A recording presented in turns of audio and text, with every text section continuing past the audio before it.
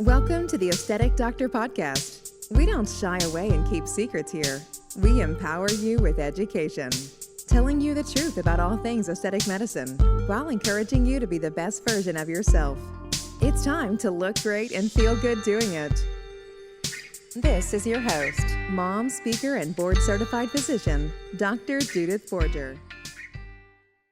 Hello and welcome to episode 53 of the Aesthetic Doctor Podcast. Today, it is my ultimate pleasure to welcome none other than Christina Flach. Christina is a world-renowned celebrity makeup artist. She has experience working with some of Hollywood's biggest names and has been featured in Vogue, People, Time, and Elle magazine. She's done campaigns for names like Gucci and Louis Vuitton. She is further the creator and CEO of her makeup brand, Pretty Girl Makeup, and the host of the I Am Too Busy podcast and TV show, as well as the I Am Too Busy skincare line. She is a beauty expert for California TV. Please join me in welcoming Christina Flach as we talk all things makeup, self-image, and how to be your most beautiful self. Well, Christina, thank you so much for being here. What a treat to have you on the Aesthetic Doctor podcast. So you are just— Thank you for having me. You're obviously so nice to meet you. Yes, you're obviously an incredible person. And I know, a lot of my listeners, I'm sure, as most of us, are completely enamored. We follow celebrities, we follow their looks, we follow everything. So just kind of give us a little behind the scenes. Who was one of your favorite celebrities that you've ever worked with, and why were they your favorite? Well, I have, it's kind of like my kids. I have 5 kids and they're all my favorite for different reasons, but it's the same with my celebrities. They're all special to me. My longest client I have is Tyler Florence. He's a celebrity chef on the Food Network. I adore him. He's like my brother, best friend. He's amazing. We laugh all the time. We've been together, working together 17 years almost. So that's special. But I've worked with Rita Moreno, Hilary Swank, Isaiah Washington, Condoleezza Rice. I've worked with so many amazing people, Bobby Flay, Sammy Hagar, Lars Ulrich. I'm very blessed to work with all these extraordinary people. Yeah. And I mean, you have a career that has really spanned everything. And what an opportunity to just, like you said, meet with amazing people. I'm sure you did a fair amount of travel in there and went to some really, really big events. Just give us one of your highlights of your career in terms of the best memories then. Oh my gosh, there's so many. I can't even, okay, let me think. Well, working with Isaiah Washington for a TV show called Kitchen Talk was really special. Getting to work with Condoleezza Rice for Time Magazine, doing Rita Moreno's hair and makeup for People Magazine last year was very special. I went to a Warriors game with my son, and then Tyler ended up being interviewed on the NBA. And so I got to take my son, who's like a basketball freak, backstage to meet all, Shaq and all these guys. So those are fun things. I took my daughters to Gilmore Girls set when we went, they were using some of my products. There's so many, I don't know, I just feel so blessed to be able to be on these sets with all these amazing people. Last week, I was at the APEC convention conference in San Francisco. President Biden was there, and I was working with Fox. Tyler did a Williams-Sonoma 2-day commercial for video for some new pots and pans that he's doing.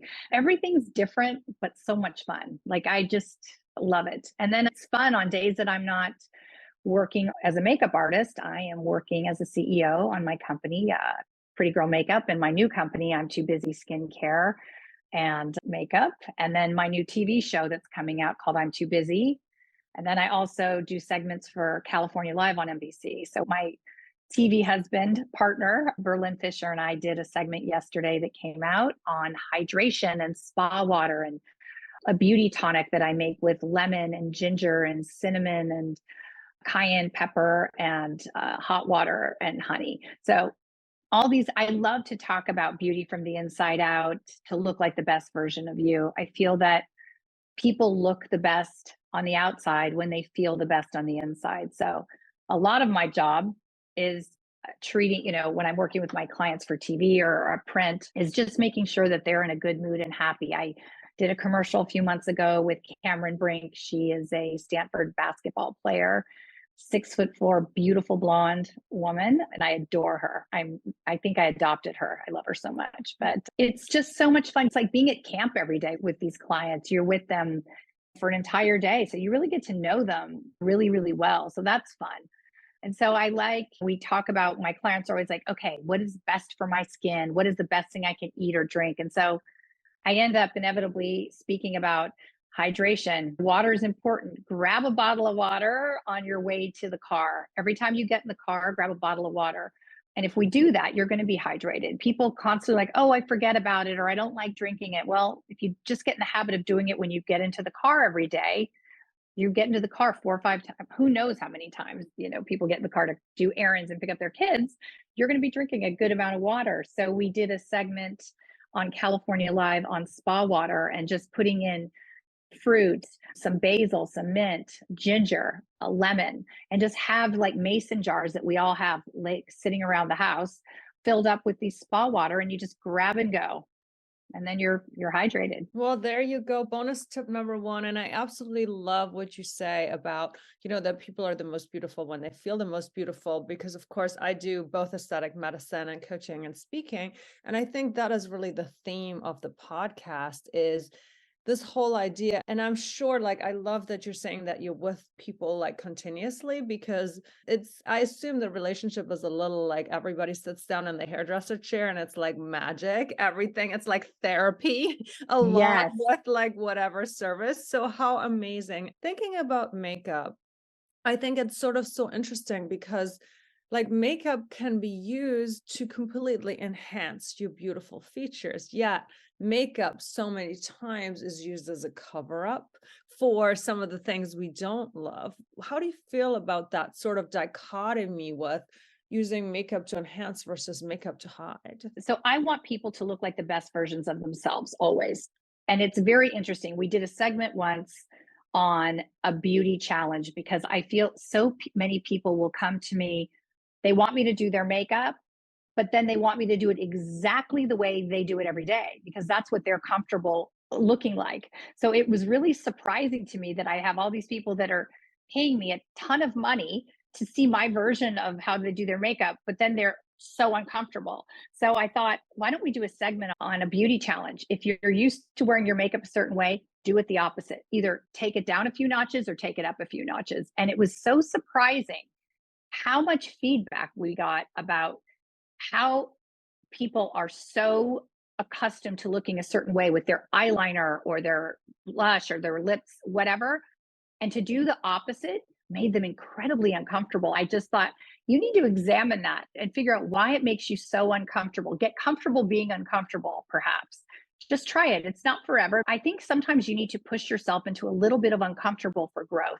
I think it's really important. And with my clients that are on TV, and like Maria Bartolomo, she's on Fox and she's used to looking a certain way. And I did her eyes a little bit different a few months ago.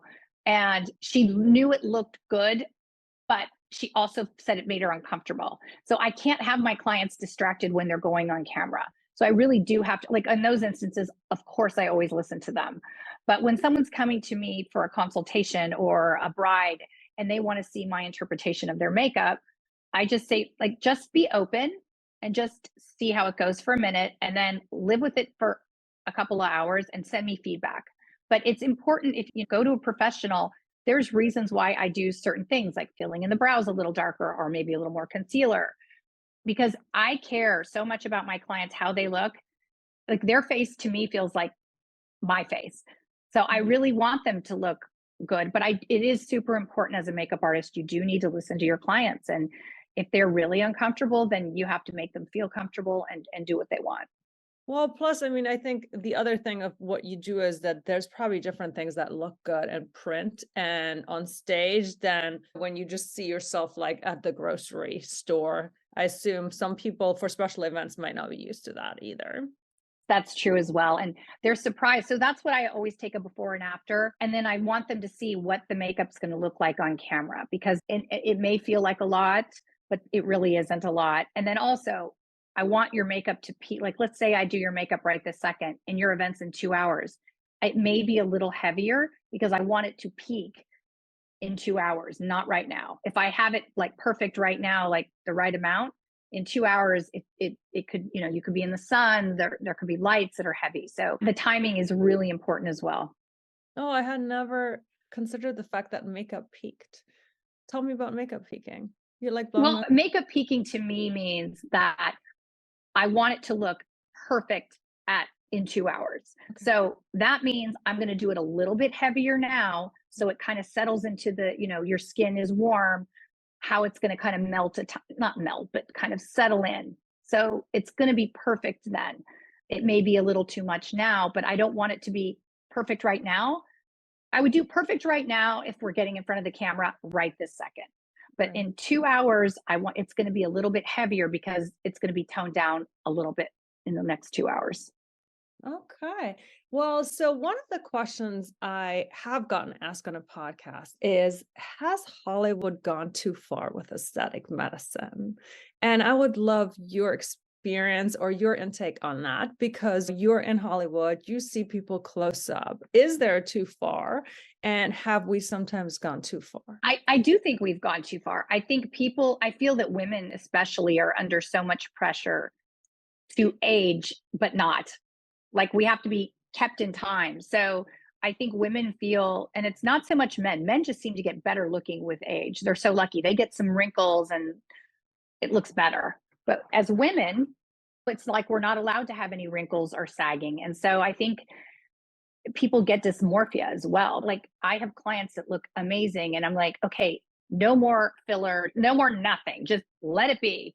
And they're just unable to just age gracefully. I find, especially with the women that when they were young, were either very successful models or actresses, they have a very hard time, not all, some have a hard time aging.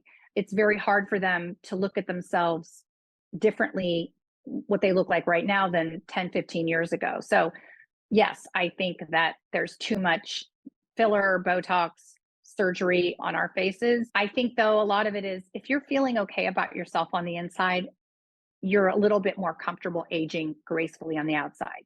I'm not saying it's not as hard, but I think that some people can accept how they look and feel beautiful no matter what age they are. Right. And a different version of beauty, right? A maybe more Yes. mature version of beauty, and more, I'm that successful middle-aged woman, or that successful whatever woman. I'm now my entrepreneur self and my advisor self and my supporter self. And I love what you brought up, because I do think it's probably hard when, in your 20s and maybe early 30s, you were a supermodel and the whole world looked at you and you got that degree of attention. It was really mainly or almost exclusively based on your looks, to let go of that. And it is probably so important to then have something else to be your identity and sustain you.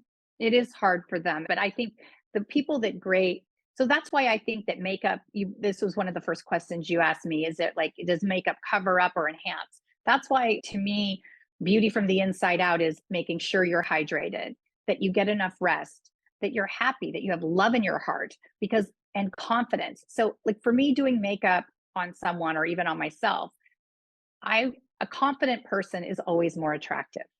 And we're all visual people. So if someone says it's superficial, well, it's horseshit. Of course, we all are attracted to beautiful things. And I'm not saying we have to be this flawless beauty, but I think everyone should take some self-pride. To me, I feel like this time, I just look at the people walking down the street.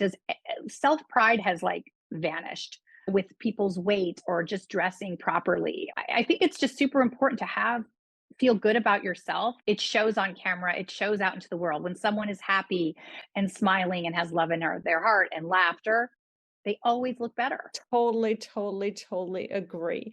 Now, you kind of brought up your makeup brand. You have pretty girl makeup, and I love the slogan of every girl is a pretty girl and be the best version of yourself. How did it come to be for you to develop that makeup brand? Well, I was a mom of 5 and I was driving around with a water bottle and a lip gloss in a constant battle, and I couldn't keep one on without water bottle gloss, and I couldn't find one that wasn't dehydrating or damaging to my lips. It was like this battle. And I thought, oh, I'll make my own. How hard can it be? Well, ignorance is bliss. So I found a beauty chemist and we formulated the texture and then the colors. And it took almost a year. I thought it was going to take, 5 seconds, but I was mistaken. But I really enjoyed the entire process. And that's something that I encourage all entrepreneurs. Go into whatever it is that you love doing so much that you don't mind not getting paid and that you're spending a lot of money, because it takes more time, more money, more effort, more everything than you think. So if you're enjoying it, because it's going to take 7 days a week and working a lot of hours, you won't resent it and you will succeed. It's just going to take some time. But if you're going into it, oh, I just want to make $1 billion, you're going to resent it. You're not going to enjoy it and you'll fail. Now going on to failure. Failure to me doesn't exist. I think anytime you're going through a process, you're doing it, that's a success. Failure to me is just not doing something, complaining about something, or not making changes. I think sometimes there's bumps in the road, of course, but I think if you're learning from them, I just look at them as, oh, okay, I need to turn left instead of right. So all these little bumps are most of the time happening for you, not to you. So if you can look at it like that it's not a failure, it's just a bump, and you need to make a different turn or an adjustment, it's all going to work itself out. It always does. I had a business coach once tell me that, there's no such thing as failure. You either win or you learn. And that has I love always that. You either win or you learn. That I love that. Really what we consider failure. It's just a learning, because we learn. And I've certainly had things in my business that didn't go my way, but you're right. You come out on the other side as such a bigger, stronger person. And it's just an experience. Like you said, with makeup, just try it different. It's that same with business. I mean, of course, we don't want to go bankrupt, but once in a while, we just have to bet on something and try. Yes. And then roll the dice we have and just more go. Information and we can decide our next move. I absolutely agree with you. And I think it's such a much better way of living life, deciding how you want to do it, instead of people that are just people that are scared, or oh, I don't like change, or I don't want to do this, or, oh, I just want to complain. I don't want to hear any complaints. I want to hear a solution. It's very different when you have, I call it CEO mentality or entrepreneur mentality. It's people that are, instead of thinking about these things that could possibly go wrong, that probably won't, put that energy towards getting a solution and getting to a goal. I think trying, I've omitted that word now, because trying means there's wiggle room for not executing. If you decide something, set a goal and go, it'll happen. But I think when you say, oh, I'm going to try, or maybe not, or I just want to keep complaining about, no one wants to hear complaints about the same story over and over, whether it be your relationship, your job, your home, your kids, whatever, your husband. I think if you just make a change, it'll all work itself out. But you just need to decide and do it. Yes, absolutely. So what are some of your favorite products then from your Pretty Girl makeup? If we want to go and try it out, of course, everything is great, but is there a strength in the product line that you think is really the superb thing? Well, with Pretty Girl, our lip glosses, and that's what we're focused on right now. We've kind of cleared out everything, and we're just doing lips right now. So Soulmates has always been my bestseller. Miley Cyrus has used it. It was in InStyle magazine with her. But I love, I do love all my colors. The red, the Hey Lover is great. Love of All Loves, it's like a bronzy mauve. And Oh Honey, I made the line to look good on all different skin tones. So any color of the lip glosses that you select will look good on your skin tone, because that's what took so long. I wanted to make sure it looked good on everyone. It will look different on everybody, but it will look good on every skin tone. So I'm very proud of that. With I'm Too Busy, the skincare, I get asked all the time, and the reason why I created I'm Too Busy, everyone is too busy, but I don't think everyone's too busy that you shouldn't look like the best version of you or take the best care of your skin. So I've been asked a million times, what products do I really need? I just bought 14 products to do on my skin. Okay, the reality is you'll do it for probably maybe 3 days, and then you're just gonna do none of it, because it's I'll do it tomorrow. No one's gonna do that. So I worked with another beauty chemist to formulate a 3-step process. And so we're doing a reverse cleansing. So when the chemist asked me, so what do you do first thing in the morning? And I'm like, oh, I splash my face with water. And he goes, ding, ding, ding, wrong. I'm like, what do you mean? He goes, well, think about it. He goes, do you drink the water from your tap? And I'm like, God, no. And he goes, so why would you put it on your face? And I'm like, ooh. So he said, we're going to do a reverse cleansing, which is we're going to put the moisturizer and cleanser on first, and then it's like a barrier to protect your skin from the water, and then rinse it off. And then the third step is to revitalize and get the skin to look like the best version, but and to protect it. So that's the 3-step. And then regarding the makeup line, people ask me, okay, I went to the store, they talked me into buying all this stuff. I don't know how to use it, and it doesn't really fit my lifestyle. So I really think it's hard. I am a business owner. I realize we need to bring new products in and sell more things, but you're really not going to have brand loyalty if you're selling people things that they don't use or need. So I really wanted this line. It's condensed. It's brows, eyeshadows, liner, mascara, cheek, and lip. That's it. And some highlighter, but it's not going to be like 9 zillion products, because I just think people get overwhelmed, and I just want them to buy what they actually need. I have had women come to me I have an enormous makeup kit that I take on set. And I have had women come to me, I can't even imagine how many thousands and thousands and thousands of dollars they've spent to have all this makeup, but they only use like 5 products. So it's so funny. So what I've tell people is, okay, let's go through your makeup, and I'm going to show you what you actually need every day and for night. Let's do a bag for like going to the gym, or having a makeup kit ready for your luggage to go on vacation. And then all that other stuff that you don't use, it's not appropriate for you or for your skin tone, put it in a little gift bag and give it to a friend. And just get rid of all that stuff that, oh, I'm going to use it. It's sitting in a drawer. Oh, I'm going to use it. I got it for free. Well, you're not using it. So give it to someone that actually will use it. I am, I call that like the drawer of junk. Like everybody has one, it is right? a drawer of junk. Drawer in your bathroom, Totally. where and that's also what we preach, of course, doing medical aesthetics in terms of skincare, is to use a few key products that are good for your skin. And of course, we do a lot of medical grade products. So a lot of the retinols and the vitamin C and all of that stuff, and your sunscreen, of course, always do your sunscreen. Of course, on your hands and neck and chest. Very important. Exactly. 365 days a year, rain or shine. Yeah. But yes, that's one of the first things I try to convince people, is to get rid of that drawer of junk, so we don't get into the temptation of digging something random out every once in a while and putting it on our skin inappropriately. So you are starting a new project as well, the I Am Too Busy podcast/TV show. And I'm sure it sounds like it's the culmination of all you do, your CEO-ship, your motherhood, your makeup, your everything, just really allowing other people to rise up to your level and live their best lives, which is really sort of the mission of my brand as well, to allow others to live their most authentic and beautiful lives. So I would just love for you to give our listeners your philosophy on the topic. And, if people do really have that excuse of I'm too busy, like, what is your answer to that? Self-discipline. I think being disciplined is super important. Like, I make sure, like, when I go on set, there's beautiful food, and I work with chefs all the time. I'll make green juice the night before. I throw it in the blender. Power greens, blueberry, green apple, fresh ginger, celery, broccoli, and beet. I just put it in the blender, and I put it in mason jars or water bottles. Okay. So that's ready to go. I always have hard-boiled eggs ready, raw almonds. And so when I go on set, I bring my tea. I'm very consistent, and I think consistency is super important. I work out, 5 days a week, some days 7, but it doesn't have to be one hard hour. Sometimes it's 10 minutes. Sometimes it's twice a day, half an hour.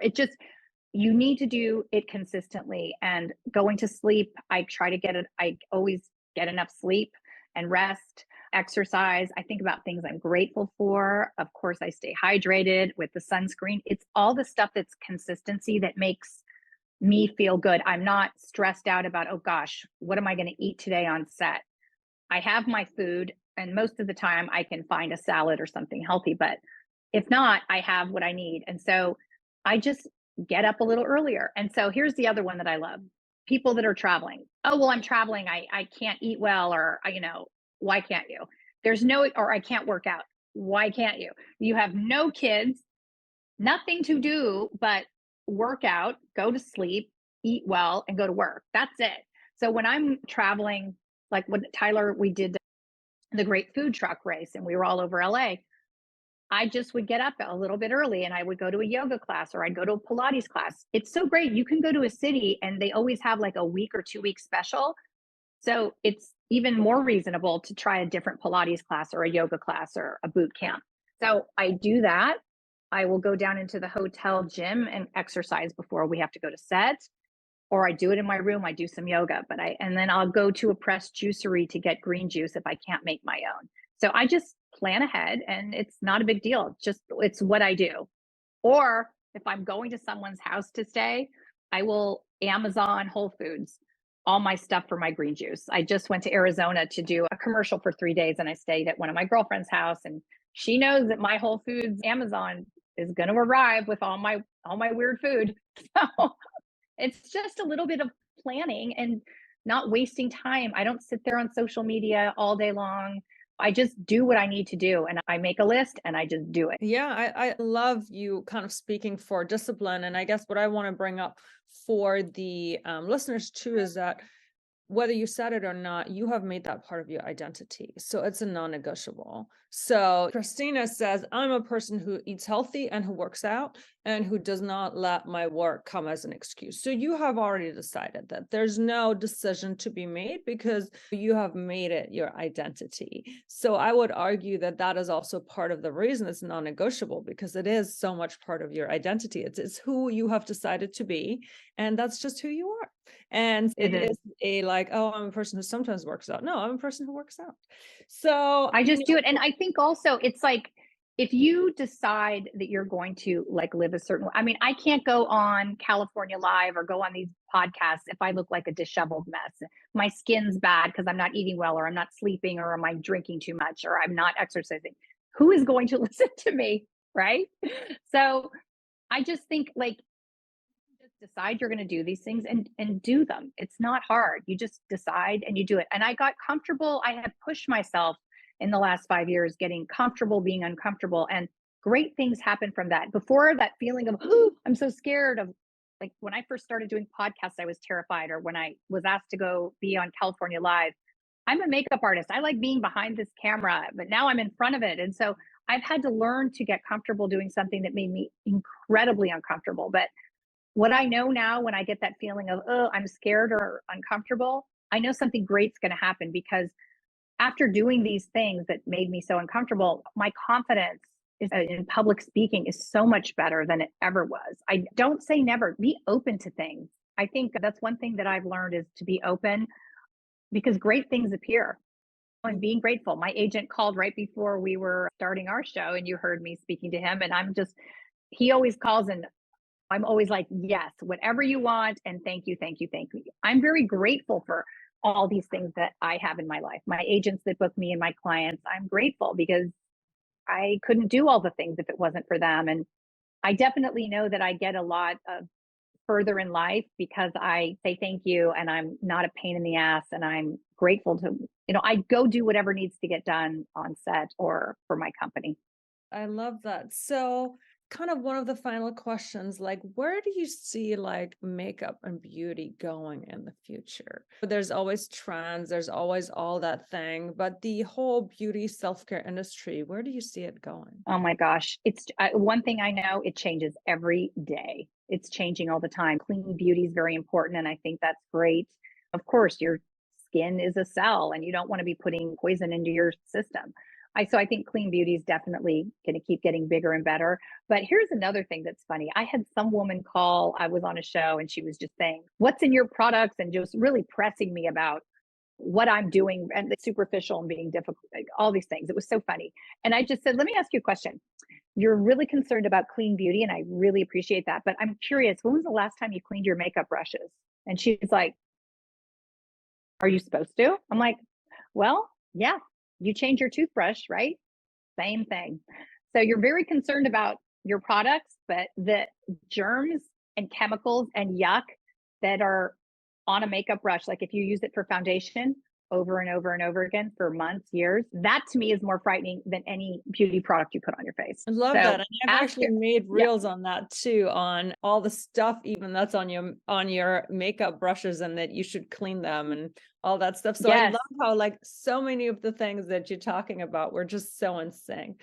Obviously, this is an aesthetic medicine podcast. What is your favorite aesthetic medicine procedure to get? Is there one that you really love at your own dermatologist or med spa? Oh, I love the silk peel microdermabrasion. Are you familiar with that? Yes. The silk peel microdermabrasion. Mhm. It sucks out yuck with water, and I think it is the greatest. I love that beauty treatment. I think it's fantastic. And it also, they puts in vitamin C and stuff. It's great.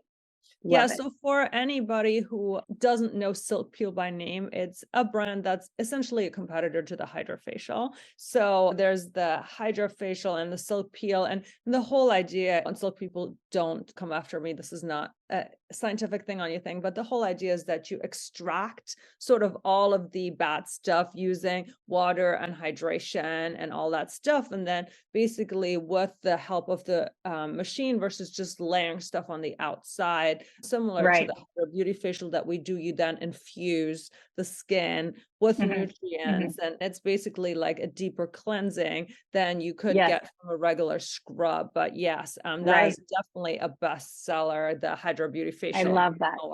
Our office as well. Well, thank you so much for sharing all of your great life advice. I love how this conversation was just so much more about makeup, and I just resonate with so much of what you said, and I know our listeners will too. And I just admire that all you have done in the world. Now, I would love to kind of let you tell our listeners all the ways they can follow you, all your new projects. I mean, the list is too long and we will link everything, but just giving you the floor to sort of tell us about the newest, greatest things coming up. Well, you can go to ChristinaFlach.com and you can scroll down and see videos and all the different celebrities I work with and different campaigns, and PrettyGirlMakeup.com. And then I'm too busy. Instagram is Christina Flach Makeup, Pretty Girl Makeup, PrettyGirlMakeup. We are also on Facebook and TikTok. So thank you for having me. It's such a pleasure. Thank you for your time. Anytime. Thank you for listening to the Aesthetic Doctor Podcast with Dr. Judith Borger. We'd love to connect with you outside of the show. Follow Dr. Borger on Instagram at Dr. Borger, and find more online and ways to work with Dr. Borger at www.theaestheticdoctor.com. Until next time, be well.